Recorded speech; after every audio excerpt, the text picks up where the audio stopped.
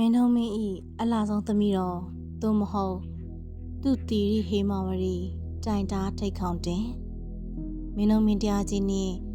တရစိမ့်မိဖုရားတို့ဤသမီးတော်ဖြစ်ပါတယ်တီဘောမင်းနှင့်လည်းနှမတော်တော်ဆက်ပြီး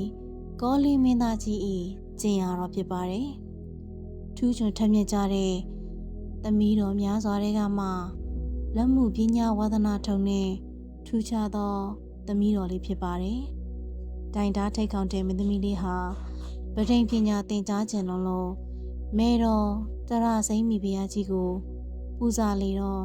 တရစိမ့်မိဖုရားကလည်းသမီးတော်ရဲ့ထက်သန်တဲ့ဆန္ဒကို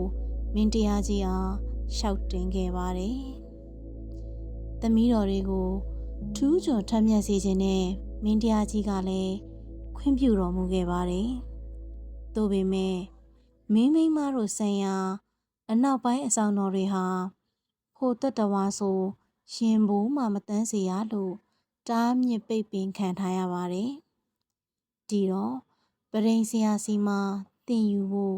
အခက်ခဲတွေကြုံတွေ့ရပါတယ်။ဒါပေမဲ့ကံကောင်းစွာနဲ့ပဲနန်းတွင်ပရိန်တော်တဦးရဲ့သမီးတော်တယောက်ဟာသူ့အဖေစီကနေပရိန်ပညာကိုကျွမ်းကျင်စွာတက်မြောက်ထားတာကြောင့်သူသင်ပေးနိုင်ကြောင်း